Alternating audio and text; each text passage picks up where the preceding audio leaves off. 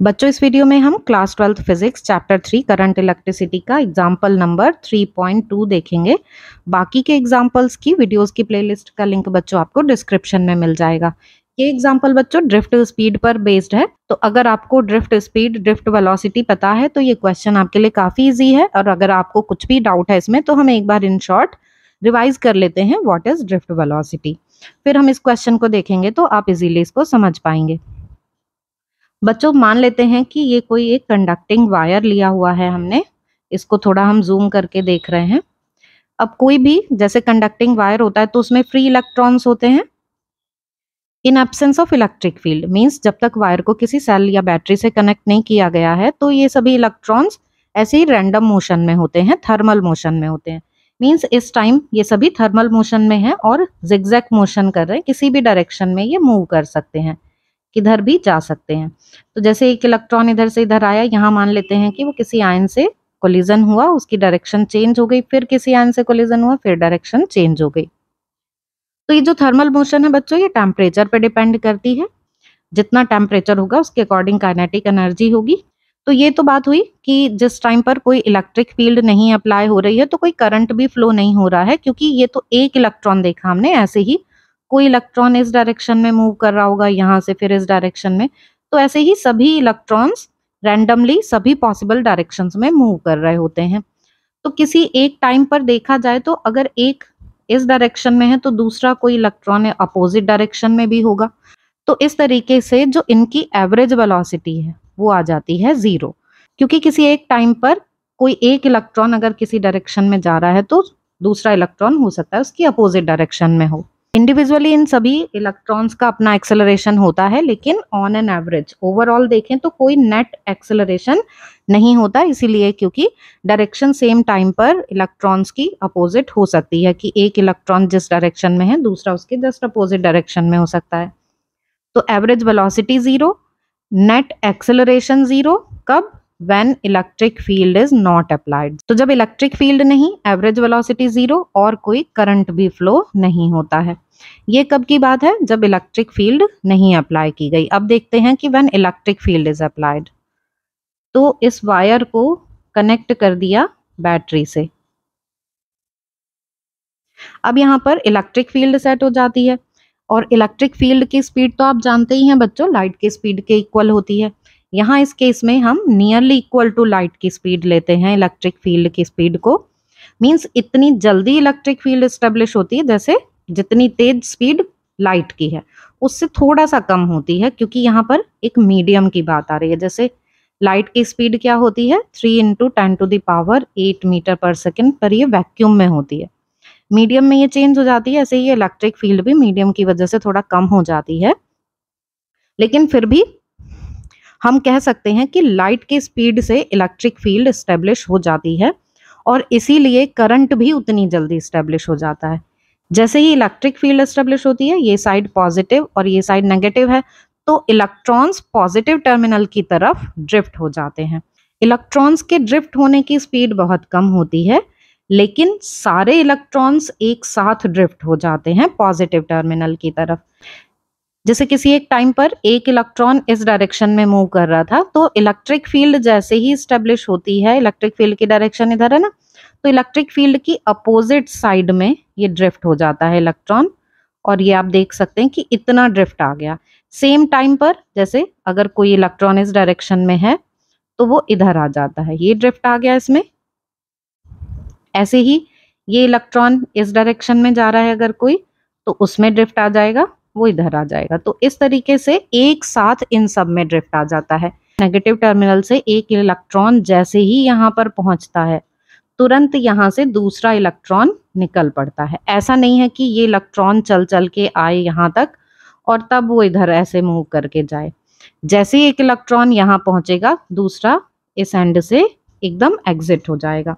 तो ये सब इतना फास्ट होता है कि हमको पता ही नहीं चलता कि करंट किस तरीके से फ्लो होके एस्टेब्लिश हुआ है, क्योंकि ये सब इलेक्ट्रिक फील्ड की वजह से हो रहा है। जितनी स्पीड से इलेक्ट्रिक फील्ड एस्टेब्लिश होती है ऐसे ही करंट फ्लो होता है। इसीलिए आपने देखा होगा कि जैसे ही स्विच ऑन करते हैं तो बल्ब एकदम ग्लो करने लगता है, जबकि thermal speed and drift speed ये दोनों इलेक्ट्रॉन की काफी कम होती हैं करंट की स्पीड से। वैसे सबसे कम ड्रिफ्ट स्पीड है जैसा क्वेश्चन में दिया हुआ है। अब हम ए पार्ट देख लेते हैं। In example 3.1, the electron drift speed is estimated to be only few mm per second for current in the range of few amperes. Example 3.1 में बच्चों जो ड्रिफ्ट स्पीड है वो 1.1 mm per second आई, जबकि करंट कितना है, वायर में current है 1.5 एम्पियर। तो 1.5 एम्पियर करंट के लिए इतनी ड्रिफ्ट स्पीड आई, यही इसमें बोला गया है। How then is current established almost the instant a circuit is closed? तो वही बात है इसमें कि जब ड्रिफ्ट स्पीड इतनी कम है few mm per second की, तो फिर करंट इतनी जल्दी स्टेब्लिश कैसे हो जाता है। तो आप समझ गए होंगे कि करंट इतनी जल्दी स्टेब्लिश हो जाता है इलेक्ट्रिक फील्ड की वजह से। ऐसा नहीं है कि इलेक्ट्रॉन पूरा ऐसे चल के जाएगा और इस क्रॉस सेक्शन को क्रॉस करेगा तो हम बोलेंगे कि करंट फ्लो हो रहा है। इसका आंसर भी देख लेते हैं हम। Electric field is established through out the circuit almost instantly with the speed of light, causing at every point a local electron drift.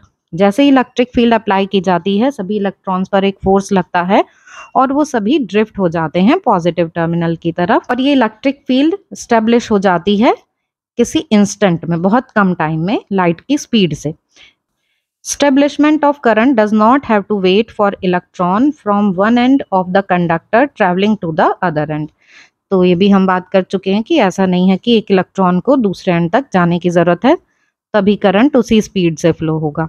However, it does take a little while for a current to reach its steady value. लेकिन हाँ, इतना जरूर है कि current को एक steady value attain करने में थोड़ा सा टाइम लगता है। जैसे कि 5 एम्पियर का करंट वायर में फ्लो होना है तो 0 to 5 आने में उसको थोड़ा सा टाइम लगेगा। 0 एम्पियर से 5 एम्पियर तक की कांस्टेंट वैल्यू अटेन करने में थोड़ा टाइम लगेगा, लेकिन करंट को फ्लो होने में टाइम नहीं लगेगा, वो स्पीड ऑफ लाइट से एस्टेब्लिश हो जाता है। अब बी पार्ट देखते हैं। The electrons drift arises due to the force experienced by the electron in the electric field inside the conductor, but force should cause acceleration. Why then do the electron acquire a steady average drift speed? Interesting point है ये बच्चों काफी। Electric field apply करते हैं तो electric field की वजह से इलेक्ट्रॉन्स ड्रिफ्ट होते हैं और एक्सेलरेट होते हैं। जब सभी इलेक्ट्रॉन्स में एक्सेलरेशन और डी एक्सेलरेशन है तो फिर इलेक्ट्रॉन्स एक स्टेडी एवरेज ड्रिफ्ट स्पीड कैसे एक्वायर कर लेते हैं, एक कांस्टेंट ड्रिफ्ट स्पीड उन्हें कैसे मिल जाती है। तो बच्चों ये ऑन एन एवरेज देखा जाता है, सभी इलेक्ट्रॉन्स के लिए देखा जाता है। तो हम बोल रहे हैं कि इनकी सबकी डायरेक्शन अलग अलग है, कि कोई एक टाइम पर अगर इस डायरेक्शन में है तो दूसरा उसके अपोजिट डायरेक्शन में हो सकता है। तो यहाँ एवरेज लिया जाता है। तो ऑन एन एवरेज क्या होता है कि सभी के एक्सेलरेशन एक दूसरे को कैंसल आउट कर देते हैं और एक कांस्टेंट ड्रिफ्ट स्पीड मिलती है। इसका भी आंसर देख लेते हैं। Each free electron does accelerate, increasing its drift speed until it collide with a positive ion of metal. It loses its drift speed after collision but start to accelerate and increase its drift speed again only to suffer a collision again and so on. On the average, therefore, the electrons acquire only a drift speed. तो आपको समझ में आ गया होगा कि ये process चलता रहता है कि इलेक्ट्रॉन्स एक्सेलरेट होते हैं, डी एक्सेलरेट होते हैं कोलिजन की वजह से, और ये सभी इलेक्ट्रॉन्स के साथ है। इसलिए ऑन द एवरेज जो इलेक्ट्रॉन की एक्वायर स्पीड है वो एक ड्रिफ्ट स्पीड होती है, कांस्टेंट स्पीड होती है। सी पार्ट देखते हैं। If the electron drift is so small and the electron's charge is small, how can we still obtain a large amount of current in a conductor? बच्चों ये MCQ question में कई बार आ चुका है। यहाँ पर पूछा है कि अगर ड्रिफ्ट स्पीड इतनी कम है तो फिर करंट इतना लार्ज अमाउंट में कैसे हो जाता है। तो बच्चों हमें पता है कि करंट क्या होता है, Q/T, और Q क्या होता है, NE। तो ज्यादा अमाउंट ऑफ करंट के लिए रिस्पॉन्सिबल है ये NE, means number of electrons. Electron density is responsible for large current. Answer simple, because the electron number density is enormous. 10⁻29 पर मीटर क्यूब। तो नंबर ऑफ इलेक्ट्रॉन्स जो है पर यूनिट वॉल्यूम बच्चों ये देख सकते हैं कितना बड़ा नंबर है। तो किसी क्रॉस सेक्शन से पर सेकंड इतने सारे इलेक्ट्रॉन्स क्रॉस कर रहे हैं तो करंट भी ज्यादा होता है। अब डी पार्ट देखते हैं। When electrons drift in a metal from lower to higher potential, does it mean that the free electrons of metal are moving in the same direction? तो बच्चों ये तो हमने कई बार बात कर ली कि वो ऐसा नहीं है सेम डायरेक्शन में मूव कर रहे हैं, वो जहां मूव कर रहे थे वहीं से ही ड्रिफ्ट हो जाते हैं। जैसे ये इस डायरेक्शन में मूव कर रहा था तो इस तरफ ड्रिफ्ट हो गया, ये इधर मूव कर रहा था तो ये इधर ड्रिफ्ट हो गया, है ना। तो ऐसा नहीं है कि ये सब के सब ऐसे एक डायरेक्शन में मूव कर जाएं इलेक्ट्रॉन। इसका answer by no means the drift velocity is superposed over large random velocities of electrons. Drift velocity क्या है? वो लार्ज नंबर ऑफ वेलोसिटीज का एवरेज है। अब इसका ई पार्ट देखते हैं। Are the path of electrons straight line between successive collisions with positive ion of the metal in the absence of electric field, presence of electric field। First part में हमें बताना है कि जब इलेक्ट्रिक फील्ड नहीं है, सेकेंड पार्ट में बताना है जब इलेक्ट्रिक फील्ड है। तो क्या इलेक्ट्रॉन्स का पाथ स्ट्रेट लाइन होता है बिटवीन टू सक्सेसिव कोलिजन? इन दोनों केसेस में बताना है। बच्चों जब इलेक्ट्रिक फील्ड नहीं होती और ये ऐसे जिगजैग मोशन में मूव कर रहे होते हैं तब तो इनका पाथ स्ट्रेट लाइन होता है। लेकिन जब इलेक्ट्रिक फील्ड अप्लाई कर देते हैं तो ये ड्रिफ्ट होते हैं, पर एक फोर्स लगता है, इलेक्ट्रिक फील्ड लगी तो एक फोर्स लगा, तो उस टाइम पर इनका पाथ एक कर्व की फॉर्म में हो जाता है, तब स्ट्रेट पाथ नहीं होता है। तो जब फोर्स लगती है इलेक्ट्रिक फील्ड अप्लाई करने के बाद तो उस टाइम पर जो पाथ है वो स्ट्रेट लाइन नहीं, वो कर्व की फॉर्म में होता है। In the absence of electric field path are straight line, in the presence of electric field path are in general curve. तो कर्व क्यों हो गया कि पहले वो इस तरीके से जा रहा था इलेक्ट्रॉन, लेकिन उस पर इलेक्ट्रिक फील्ड की वजह से इस डायरेक्शन में एक फोर्स लगने लगता है तो वो थोड़ा कर्व फॉर्म में हो जाता है, ड्रिफ्ट आ जाता है उसमें पॉजिटिव टर्मिनल की तरफ। तो बच्चों आई होप कि आपको ये सभी पार्ट समझ में आ गए होंगे। फिर भी आपके इनसे रिलेटेड कोई डाउट्स हो तो आप कमेंट सेक्शन में पूछ सकते हैं।